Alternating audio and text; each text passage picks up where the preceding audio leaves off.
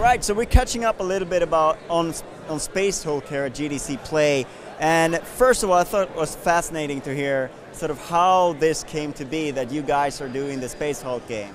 Yeah, it's absolutely fantastic. Like last year, having that GDC moment of pitching to somebody you're just standing next to, and then suddenly discovering that, yeah, he's like one of the founders of Games Workshop, and I was just pitching Space Hulk to him without knowing who he was.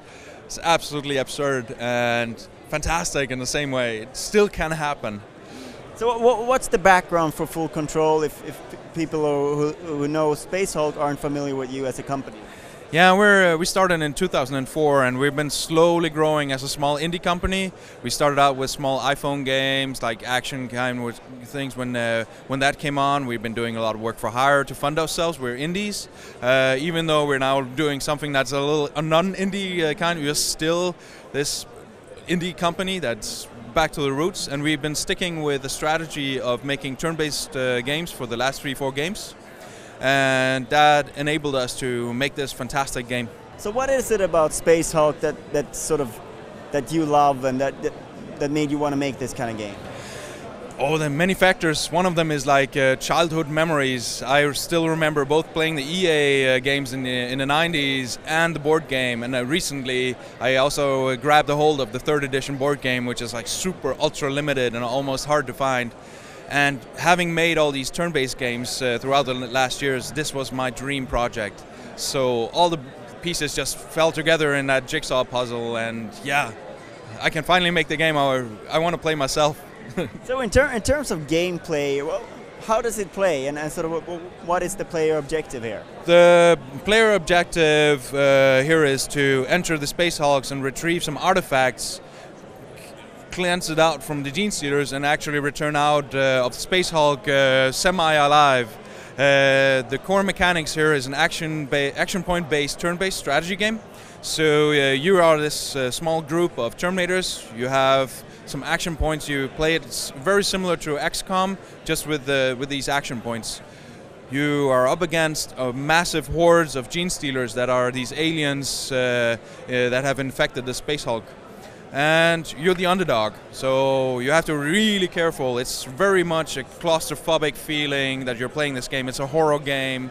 So we have that same feeling as the Aliens movies, mixed with 40K, mixed with XCOM. So you mentioned XCOM, but at the same time the level design is completely different and sort of the rules change. So it's difficult, but in a very different way than, say, an XCOM game. Yes, very different than XCOM in the actual setting and some of these mechanics. But we're also going back to like the same that they did. Clean it out, make it really accessible, makes a nice, simple UI, give you these action shot moments of third-person and first-person camera shots to show you some blood and gore and things that are going on down there, instead of this classical, typical view of strategy games having to be 2D, top-down, slightly boring graphics. We want to show it in full glory. So what are your plans for multiplayer? Can you tell us anything about that? The multiplayer is both wanting to share the same device, so people can sit around an iPad or the PC and like have the board game experience playing each other. We also want to enable people to find each other across the globe. So we have multiplayer versus. So one player plays Terminators, one player plays Gene Stealers. We also, one of my pet peeves is co-op. Too few co-ops games out there. So instead of killing each other, why not have fun, drink some beer, play against the AI, and everybody gets like a squad of Terminators and goes in against the Gene Stealers and has a lot of fun in that. So yeah, you mentioned that it's actually not just about sort of taking out, you have to sort of cooperate. You're building in some sort of special co-op mechanics into that. Yes, we're going to expand a little bit so that you should have to play together to solve some of these puzzles and missions.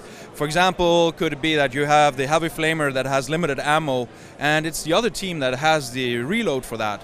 So you have to cooperate together and still kill the gene stealers and move forward and then complete the mission.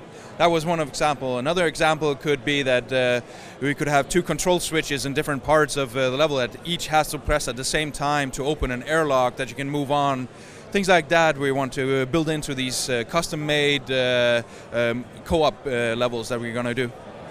You mentioned a few of the platforms you're gunning for. Can you just give us a little bit of an idea of where you're at? You're showing first playable here at GDC, but where you're at in development and the platforms you're targeting?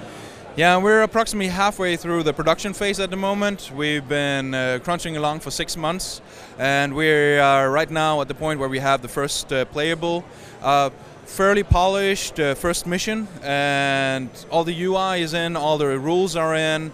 So from now on, once we polish it a little bit more, we're going to go into more content creation, more missions, the co-op missions that we want to do, and also the level editor. We're going to polish that up so that we hopefully have that ready for release. Otherwise, it's going to come right after that. We're using it ourselves to build the levels, so we're super excited to see what people can make with it. Platform-wise, we're launching it out on PC and Mac on Steam, and we're also looking for 1 or 2 additional digital distribution sites for the PC and Mac version, hopefully Linux as well. Some of the fans are going to go crazy about that. And we're also doing the iPad version because we think that this type of gameplay fits mobile fantastically. And the multiplayer aspect of this is that we have the cross-platform, so you can sit on an iPad and play with a friend that sits on a PC and the other way around. It's super cool. And since it's turn-based, there's no advantage to either side really when you play it. No, exactly, and you can even play it asynchronous, so that you can take some turns, ship it off for a friend who sits on the other side of the globe, wait for him to do his turns, and play like a slot-based system similar to Word Feud and the others. So you can have multiple games going on at the same time in different paces. So that's great.